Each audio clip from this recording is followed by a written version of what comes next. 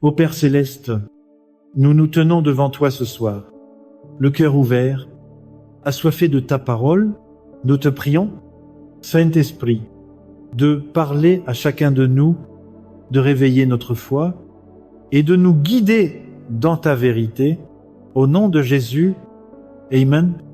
Frères et sœurs, permettez-moi de commencer par une question qui pourrait ébranler nos pensées. Beaucoup d'entre nous considèrent la Bible comme un simple livre de règles, un manuel poussiéreux pour la morale, mais et si je vous disais que le psaume 119 nous révèle quelque chose de bien plus grand? La parole de Dieu n'est pas seulement un guide, elle est une source de vie, une flamme qui éclaire nos chemins. Et ranime nos amis. Ce soir, prions ensemble pour que, par la puissance de ce psaume, nous découvrions la parole comme une force vivante, capable de transformer nos vies. Ce n'est pas une promesse vague, mais une vérité ancrée dans l'Écriture. Explorons-la ensemble. Le psaume 119, le plus long chapitre de la Bible, est une ode passionnée à la parole de Dieu. Chaque verset pulse d'un amour fervent pour ses commandements, ses préceptes et ses promesses. Au verset 105, nous lisons cette parole célèbre.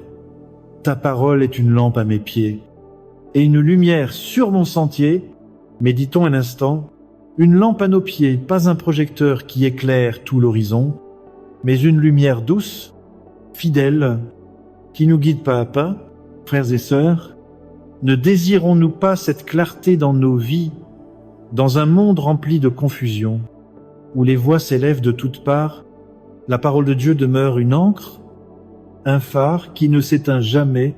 Mais comment cette parole devient-elle vivante pour nous? Permettez-moi de vous raconter l'histoire de Claire, une femme française rencontrée dans une petite église de Lyon. Claire traversait une période sombre, un divorce douloureux, une carrière en ruine, un cœur brisé par la solitude. Elle m'a confié qu'elle avait cessé de prier, cessé de croire que Dieu se souciait d'elle. Un jour, une amie l'a invitée à un groupe d'études bibliques. Là, elle a lu le psaume 119 pour la première fois, et le verset 50 l'a frappé comme un éclair. C'est ma consolation dans ma misère, car ta parole me fait vivre. Ces mots ont percé son désespoir. Claire a commencé à lire la Bible chaque matin, notant les versets qui parlaient à son cœur. Peu à peu, elle a senti une force nouvelle naître en elle. La parole n'était plus un texte ancien, elle était devenue une conversation vivante avec Dieu. Aujourd'hui, Claire dirige ce même groupe d'études, partageant avec d'autres comment la parole l'a ramenée à la vie. Frères et sœurs, l'histoire de Claire n'est pas unique, elle reflète une vérité universelle. La parole de Dieu a le pouvoir de ranimer ce qui est mort en nous.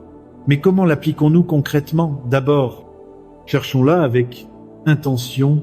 Le psalmiste déclare au verset 18 « Ouvre mes yeux pour que je contemple les merveilles de ta loi ». Cela commence par une prière humble « Seigneur, parle-moi ». Ensuite, lisons-la régulièrement, pas seulement en temps de crise, mais chaque jour, comme un repas qui nourrit notre âme. Enfin, méditons-la. Prenez un verset comme celui de Claire et laissez-le résonner dans votre cœur. Posez-vous la question: que me dit Dieu à travers ces mots, frères et sœurs? Comprenez-vous, la parole n'est pas un objet inerte. Elle est vivante, active, plus tranchante qu'une épée à deux tranchants. Comme le dit Hébreux 4:12, elle éclaire nos décisions, apaise nos peurs et nous rappelle qui nous sommes en Christ. Mais nous devons choisir: la laisserons-nous sur une étagère ou la saisirons-nous comme un trésor? À Paris, à Marseille, à Bordeaux, j'ai vu des vies transformées par cette vérité. Des hommes et des femmes, comme Claire, ont trouvé dans la parole une force insoupçonnée. Ce soir, c'est notre invitation à tous. Alors, que faisons-nous? Engageons-nous simplement cette semaine. Prenons 10 minutes chaque jour pour lire le psaume 119. Choisissons un verset qui nous parle. Écrivons-le sur un carnet, un téléphone ou un post-it collé sur le miroir de la salle de bain. Laissons ces mots pénétrer notre esprit et prions Seigneur, fais de ta parole une lampe pour mes pas.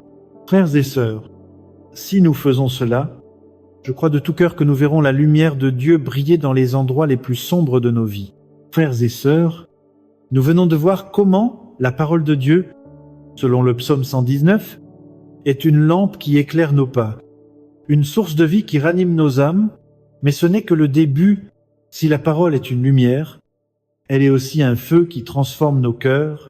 Ce soir, plongeons plus profondément dans le psaume 119 pour découvrir comment la méditation sur les Écritures aligne nos désirs avec la volonté de Dieu. Carl, soyons honnêtes, combien de fois nos cœurs s'égarent-ils, poursuivant des choses qui promettent le bonheur, mais laissent un vide? Le psaume 119 nous appelle à un changement radical, un renouvellement intérieur qui commence par la parole. Au cœur de cette transformation, le verset 11 nous parle « Je serre ta parole dans mon cœur ».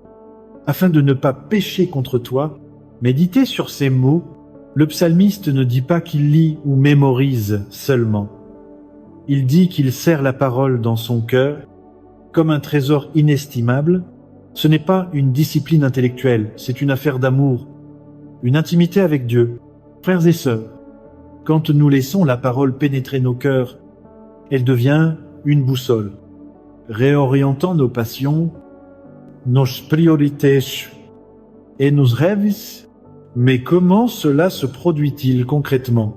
Permettez-moi de vous raconter l'histoire de Julien, un jeune homme de Toulouse.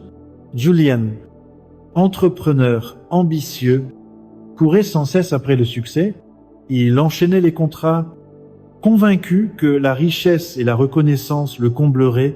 Mais un jour, son monde s'est effondré, un projet majeur a échoué, emportant son sentiment de valeur désespéré.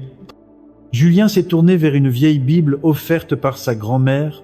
En lisant le psaume 119, il est tombé sur le verset 36, « Incline mon cœur vers tes préceptes ». Et non vers le gain. Ces mots l'ont frappé comme une révélation. Il a réalisé que son cœur poursuivait des idoles, l'argent, le statut qui ne pouvait le satisfaire.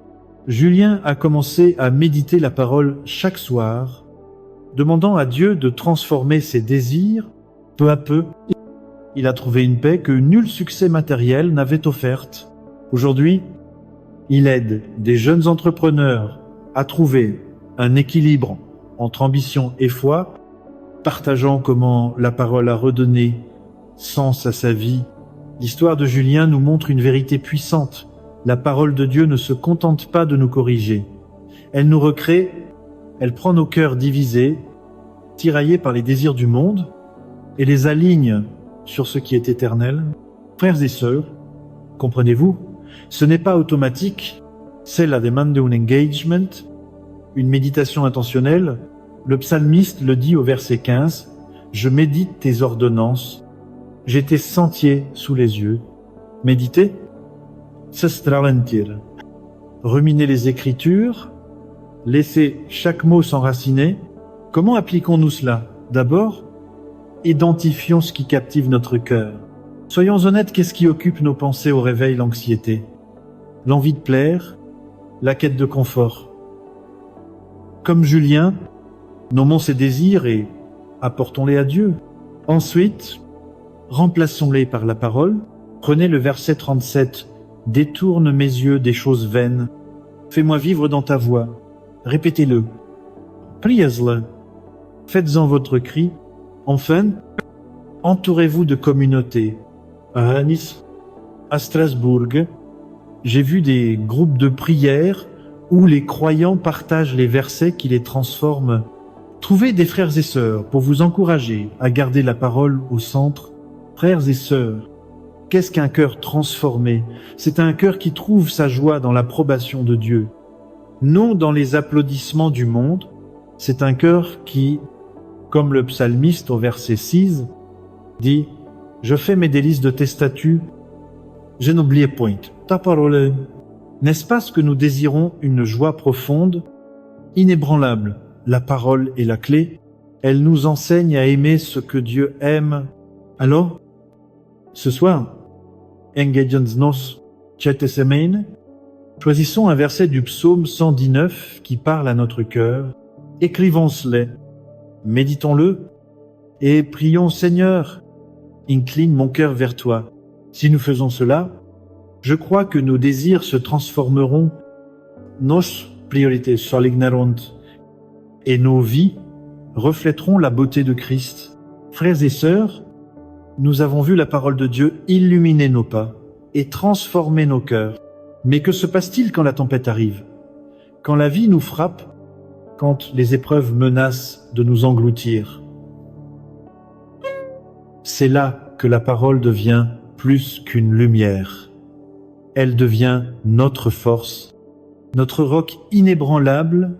Ce soir, explorons comment les promesses du psaume 119 nous soutiennent dans l'adversité, raffermissant notre foi face au doute. Le verset 28 nous parle avec intensité « Mon âme pleure de chagrin ». Relève-moi selon ta parole. Lisez lentement ces mots.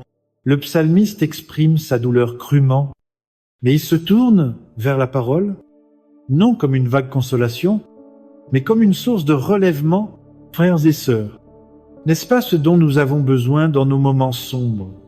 Une ancre qui tient ferme, une promesse qui ne vacille pas. Permettez-moi de vous raconter l'histoire d'Émilie, une femme de Bretagne, rencontrée à Rennes. Émilie, mère célibataire, élevait 2 enfants. Après la perte tragique de son mari, le chagrin l'avait submergée. Elle se sentait abandonnée, incapable de prier. Un soir, dans le désespoir, elle a ouvert sa Bible et est tombée sur le psaume 119, verset 92. « Si ta loi n'eût été mon délice, j'eusse alors péri dans mon affliction. » Ces mots furent une bouée de sauvetage. Émilie a lu le psaume 119 chaque jour. S'accrochant à ses promesses comme à une corde, dans la tempête, elle m'a dit « La parole ne m'a pas enlevé la douleur, mais elle m'a donné la force de la traverser. » Aujourd'hui, Émilie partage son témoignage dans son église, encourageant d'autres à trouver refuge dans les Écritures. L'histoire d'Émilie nous rappelle ceci: la parole de Dieu est un soutien vivant dans l'épreuve. Elle ne promet pas une vie sans douleur, mais elle assure que Dieu est avec nous. Nous relevons par ses promesses. Frères et sœurs, comprenez-vous, quand tout s'écroule, la parole demeure, fidèle de génération en génération. Comme le dit le verset 90, mais comment saisissons-nous cette force concrètement? D'abord, ancrons notre foi dans les promesses spécifiques de Dieu. Le verset 114 dit « Tu es mon asile et mon bouclier, j'espère en ta parole. » Quand l'angoisse frappe, proclamez cette vérité, Dieu est votre bouclier. Écrivez-la, dites-la à voix haute. Ensuite, souvenons-nous des victoires passées. Rappelez-vous Claire, dont la parole a ranimé l'âme. Vos témoignages sont des pierres de mémoire qui renforcent votre foi. Enfin, priez la parole. Dans l'épreuve, prenez le verset 28 et faites-en votre prière. Seigneur, mon âme pleure. Relève-moi selon ta promesse. Frères et sœurs, où cherchons-nous notre force dans l'épreuve? Trop souvent, nous nous tournons vers des distractions ou des solutions humaines, mais le psalmiste, au verset 60 et 11, déclare « Il m'est bon d'être affligé, afin que j'apprenne tes statuts. » Quelle audace! Il voit l'épreuve comme une école de foi, où la parole devient plus précieuse que l'or. N'est-ce pas une perspective qui change tout? Vos épreuves peuvent être des moments où Dieu vous rapproche de lui. Ce soir, engageons-nous à faire de la parole notre refuge. Chetesemein, identifier une épreuve, une inquiétude, une perte, une lutte. Trouvez un verset du psaume 119. Comme le 143, la détresse et l'angoisse m'atteignent. Tes commandements font mes délices. Méditez-le. Priez-le. Partagez-le avec un frère ou une sœur en Christ, à Lille, à Nantes. J'ai vu des croyants se soutenir en proclamant ses promesses. Je crois que Dieu nous relèvera comme il l'a fait pour Émilie. Frères et sœurs, la parole est notre force dans la tempête. Elle ne faiblit pas. Elle ne ment pas. Elle ne nous abandonne pas. Comme le psalmiste, disons avec assurance, « J'espère en ta parole, tenons ferme, car celui qui a promis est fidèle. » Frères et sœurs, nous avons parcouru un chemin puissant à travers le psaume 119. La parole éclaire nos pas, transforme nos chaos, fortifie dans l'épreuve, mais ne s'arrête pas là. Elle nous appelle à l'action, à une obéissance joyeuse, à marcher dans les voies de Dieu avec un cœur engagé. Ce soir, explorons comment le psaume 119 nous exhorte à faire des commandements de Dieu notre délice. Non un fardeau, mais une source de liberté et de joie.